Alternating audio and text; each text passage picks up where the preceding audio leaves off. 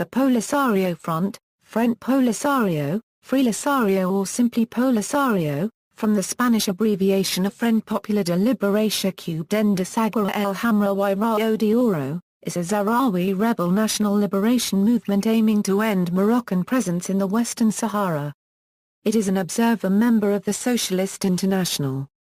The Polisario Front is outlawed in the parts of Western Sahara under Moroccan control, and it is illegal to raise its party flag there. History.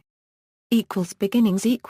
After attempting in vain to gain backing from several Arab governments, including both Algeria and Morocco, but only drawing faint notices of support from Libya and Mauritania, the movement eventually relocated to Spanish-controlled Western Sahara to start an armed rebellion. The Polisario Front was formally constituted on May 10, 1973 with the express intention of militarily forcing an end to Spanish colonization. Its first Secretary-General was ALll Mustafa Syed. On May 20, he led the Kanga Raid, Polisario's first armed action, in which a Spanish post manned by a team of Trapor nomadas was overrun and rifles seized. Polisario then gradually gained control over large swaths of desert countryside, and its power grew from early 1975 when the Trapor nomadas began deserting to the Polisario, bringing weapons and training with them. At this point, Polisario's manpower included perhaps 800 men and women, but they were suspected of being backed by a much larger network of supporters. A UN visiting mission headed by Simeon, also known as Copyright, that was conducted in June 1975 concluded that Sahrawi support for independence amounted to an overwhelming consensus, and that the Polisario Front was the most powerful political force in the country. Withdrawal of Spain. After Moroccan pressures through the Green March of November 6 and the Moroccan army previous invasion of eastern Segulia el Hamra of October 31, Spain entered negotiations that led to the signing of the Madrid Accords between Spain, Morocco and Mauritania. Upon Spain's withdrawal, and in application of the Madrid Accords in 1976, Morocco took over Segulia el Hamra while Mauritania took control of Rio de Oro. The Polisario Front proclaimed the Sahrawi Arab Democratic Republic on February 27, 1976, and waged a guerrilla war against both Morocco and Mauritania.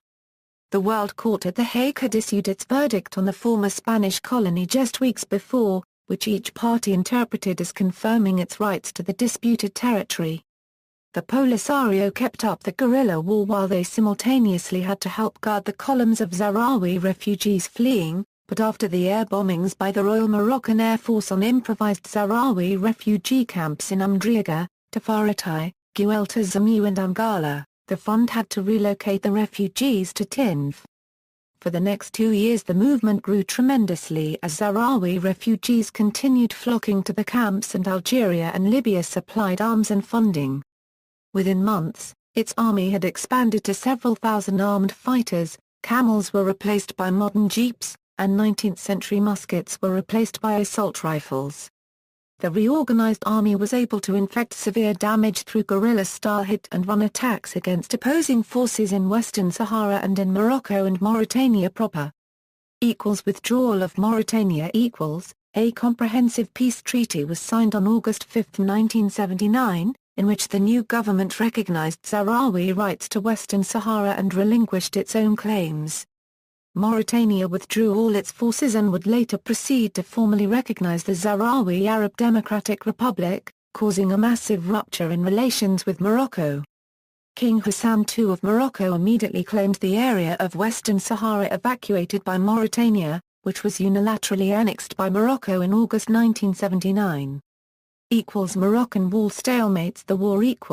From the mid-1980s Morocco largely managed to keep Polisario troops off by building a huge berm or sand wall, staffed by an army, enclosing within it the economically useful parts of Western Sahara. This stalemated the war, with no side able to achieve decisive gains, but artillery strikes and sniping attacks by the Polisario continued, and Morocco was economically and politically strained by the war. Today Polisario controls the part of the Western Sahara on the east of the Moroccan Wall, comprising about a third of the territory, but this area is economically useless, heavily mined, and almost uninhabited. Ceasefire and the referendum process. a ceasefire between the Polisario Front and Morocco, monitored by MINURSO, has been in effect since September 6, 1991, on the promise of a referendum on independence the following year. However, the referendum stalled over disagreements on voter rights. Numerous attempts to restart the process seem to have failed. The Polisario has repeatedly threatened to resume hostilities if the referendum cannot be held, and claims that the current situation of neither peace nor war is unsustainable. Pressures on the leadership from the refugee population to resume fighting are apparent, but to date the ceasefire has been respected. In April 2007, the government of Morocco suggested that a self-governing entity, through the Royal Advisory Council for Saharan Affairs, should govern the territory with some degree of autonomy for Western Sahara. The project was presented to the United Nations Security Council in mid-April 2007, and quickly gained French and US support. Polisario had handed in its own proposal the day before, which insisted on the previously agreed referendum, but allowed for negotiating the status of Moroccans now living in the territory should the outcome of a referendum be in favor of independence. This led to the negotiations process known as the Manussit negotiations. 4 rounds were held in 2007 and 2008. No progress was made, however, as both parties refused to compromise about what they considered core sovereignty issues. Polisario agreed to add autonomy as per the Moroccan proposal to a referendum ballot, but refused to relinquish the concept of an independence referendum itself, as agreed in 1991 and 1997. Morocco, in its turn, insisted on only negotiating the terms of autonomy offered, but refused to consider an option of independence on the ballot. Political ideology. The Polisario is first and foremost a nationalist organization, whose main goal is the independence of Western Sahara. It has stated that ideological disputes should be left for a future democratic Western Sahara to deal with. It views itself as a front encompassing all political trends in Sahrawi society, and not as a political party. As a consequence, there is no party program. However, the Sahrawi Republic's constitution gives a hint of the movement's ideological context. In the early 1970s, Polisario adopted a vaguely socialist rhetoric, in line with most national liberation movements of the time, but this was eventually abandoned in favor of a non-politicized Sahrawi nationalism. By the late 1970s, references to socialism in the Republic's constitution were removed, and by 1991, the Polisario was explicitly pro-free market. The Polisario has stated that it will, when Sahrawi self-determination has been achieved, either function as a party within the context of a multi-party system, or be completely disbanded. This is to be decided by a Polisario Front Congress upon the achievement of Western Sahara's independence. Attitudes to armed struggle. The Polisario Front has denounced terrorism and attacks against civilians, and sent condolences to Morocco after the 2003 Casablanca bombings. It describes its struggle as a clean war of national liberation. Since 1989, when the ceasefire was first concluded, the movement has stated it will pursue its goal of Western Sahara's independence by peaceful means as long as Morocco complies with the ceasefire conditions, which include arranging a referendum on independence, while reserving the right to resume armed struggle if terms are objectively breached, for example, if the referendum is not conducted. Mohamed Abdelaziz has repeatedly stated that the Moroccan withdrawal from the 1991 settlement plan and refusal to sign the 2003 Baker Plan would logically lead to war from its perspective if the international community does not step in. In contrast, Polisario Mauritanian relations following a peace treaty in 1979 and the recognition of the SADR by Mauritania in 1984, with the latter's retreat from Western Sahara, have been quiet and generally neutral without reports of armed clashes from either side. The series of protests and riots in 2005 by Sahrawis in the occupied territories received strong vocal support from Polisario as a new pressure point on Morocco.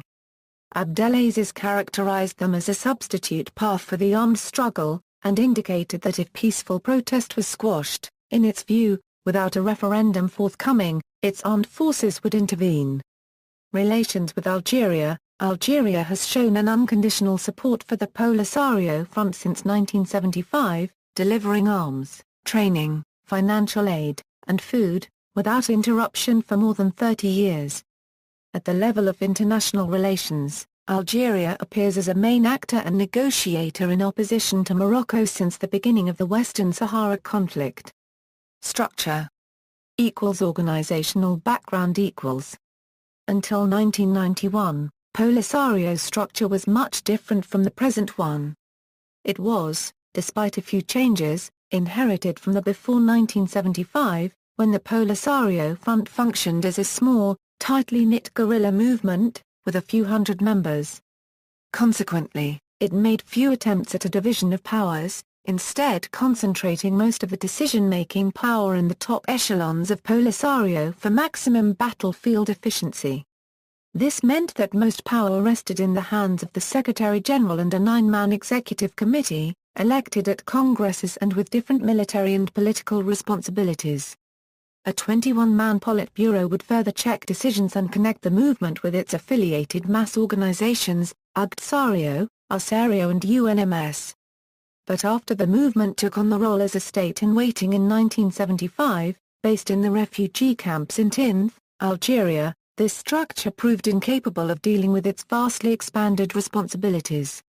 As a consequence, the old military structure was wedded to the new grassroots refugee camp administration which had asserted itself in Tindouf, with its system of committees and elected camp assemblies. In 1976, the situation was further complicated by the Sahrawi Republic assuming functions of government in the camps and Polisario-held territories of Western Sahara. The SADA and Polisario institutions often overlapped, and their division of power was often hard to ascertain. A more comprehensive merger of these different organizational patterns was not achieved until the 1991 Congress, when both the Polisario and SADA organizations were overhauled, integrated into the camp structure and further separated from each other. This followed protests calling for expanding the internal democracy of the movement, and also led to important shifts of personnel in the top tiers of both Polisario and SADR. Present structure The organizational order described below applies today, and was roughly finalized in the 1991 internal reforms of the movement, although minor changes have been made since then. The Polisario Front is led by a Secretary-General. The first Secretary-General was Brahim Ghali, replaced in 1974 by ALll at the II Congress of the Polisario Front, followed by Mahfoud Ali Baba as interim Secretary-General upon his death. In 1976, Mohamed Abdelaziz was elected at the III Congress of the Polisario, and has held the post ever since. The Secretary-General is elected by the General Popular Congress, regularly convened every 4 years. The GPC is composed of delegates from the popular congresses of the refugee camps in Tindouf, which are held biannually in each camp, and of delegates from the Women's Organization, Youth Organization, Workers' Organization and military delegates from the SPLA. All residents of the camps have a vote in the popular congresses, and participate in the administrative work in the camp through base-level 11-person cells, which form the smallest unit of the refugee camp political structure. These typically care for distribution of food, water and schooling in their area, joining in higher-level organs to cooperate and establish distribution chains. There is no formal membership of Polisario. Instead, anyone who participates in its work or lives in the refugee camps is considered a member. Between congresses, the supreme decision-making body is the National Secretariat, headed by the Secretary-General. The NS is elected by the GPC. It is subdivided into committees handling defense, diplomatic affairs, etc. The 2003 nanoseconds, elected at the 11th GPC in Tafaratay, Western Sahara, has 41 members. 12 of these are secret delegates from the Moroccan-controlled areas of Western Sahara. This is a shift in policy, as the Polisario traditionally confined political appointments to diaspora Sahrawis, for fear of infiltration and difficulties in communicating with Sahrawis in the Moroccan-controlled territories. It is probably intended to strengthen the movement's underground network in Moroccan-controlled Western Sahara. and link up with the rapidly growing Sahrawi civil rights activism. In 2004, an anti-ceasefire and anti-Abdelaziz opposition faction, the Front Polisario Cartel Shade, announced its existence, in the first break with the principle of national unity. It calls for reforms in the movement, as well as resumption of hostilities with Morocco. But it remains of little importance to the conflict, as the group had split in two factions, and Polisario has refused dialogues with it, stating that political decisions must be taken within the established political system. Armed forces: the Polisario Front has no navy or air force. The Sahrawi People's Liberation Army is the Polisario's army.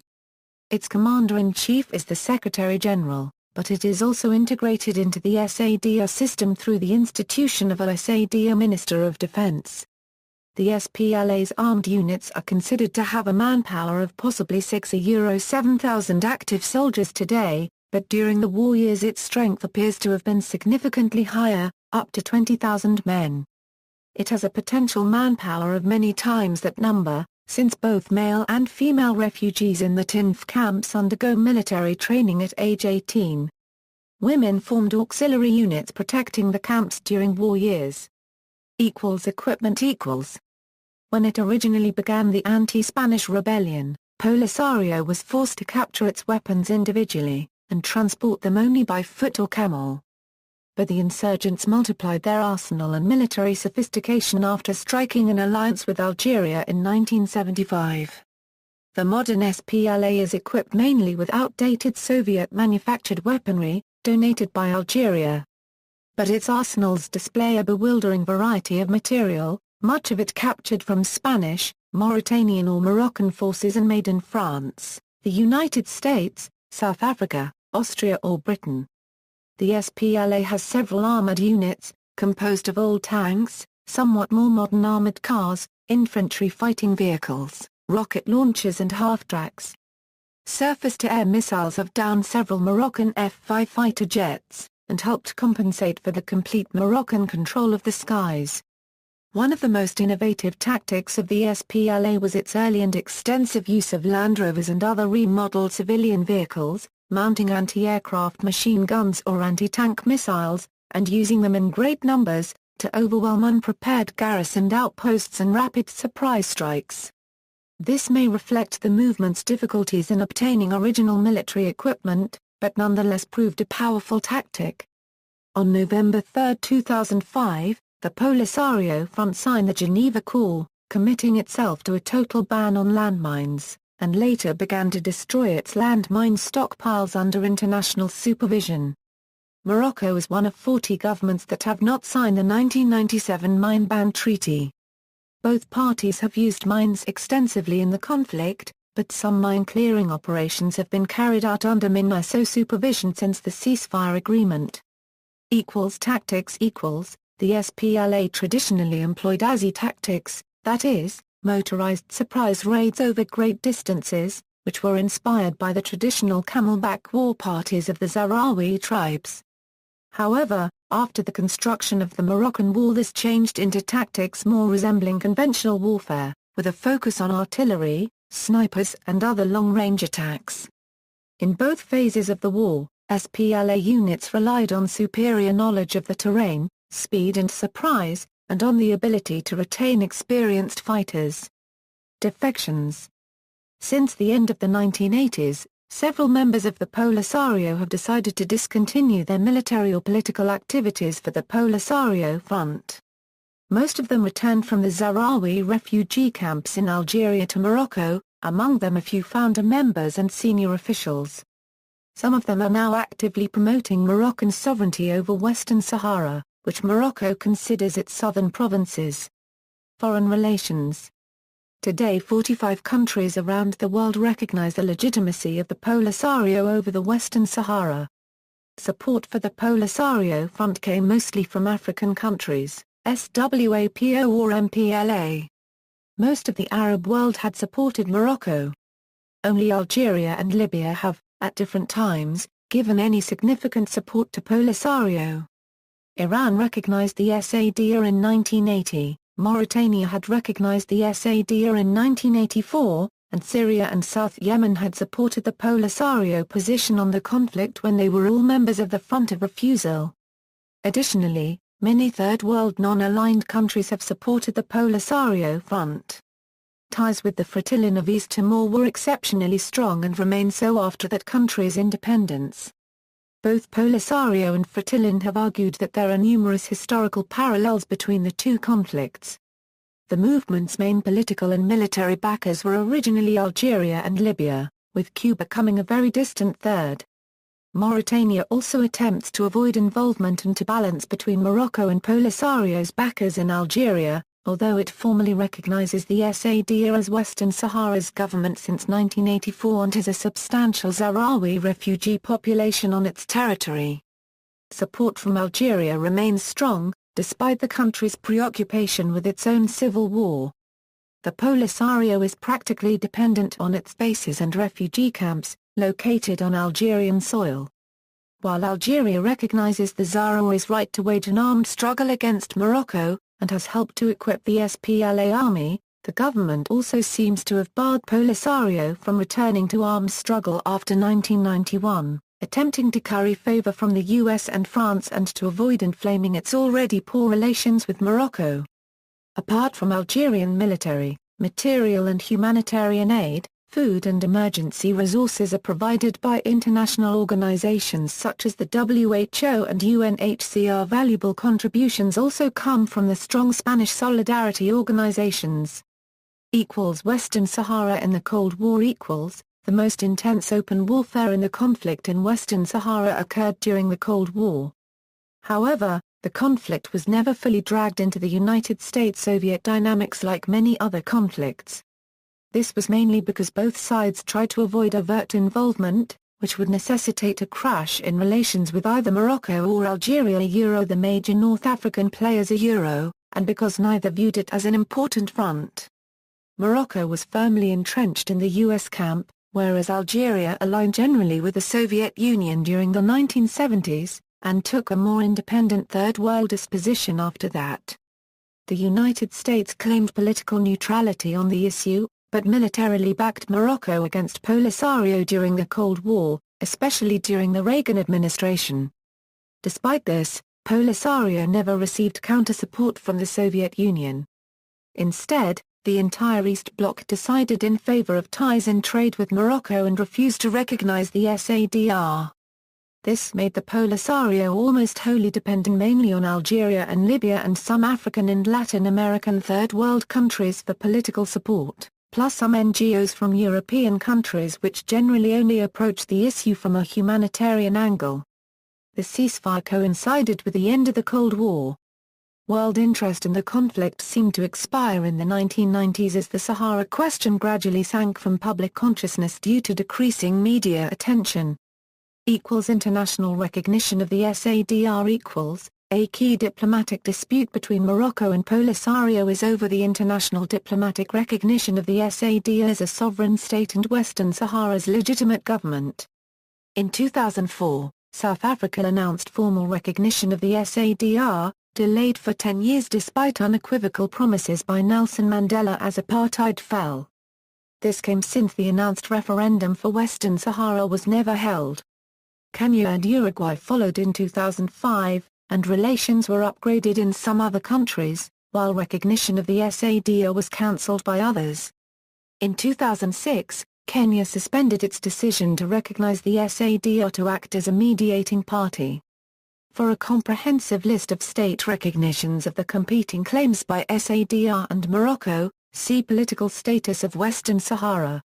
See also History of Western Sahara, Independence Intifada, Morocco's Foreign Relations, Politics of Western Sahara, Zemla Intifada.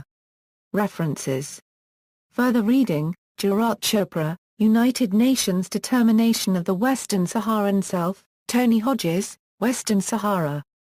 The Roots of a Desert War, Leo Kamal, Fueling the Fire. U.S. Policy and the Western Sahara Conflict, Anthony G. Patsanita and Tony Hodges, Historical Dictionary of Western Sahara, Toby Shelley, Endgame in the Western Sahara, Janos, Biceno. Western Sahara. PAR Copyright CS, Publicon Publishers. ISBN 978-963-88332-0-4. Forced Migration Organization, FMO Research Guide Bibliography. External links: the Association for a Free and Fair Referendum in Western Sahara, RASD. Foreign Minister critical response to the supposed independent ESISC's report, Michael Palin's visit to Smera refugee camp, the self-determination process of the former Spanish Sahara.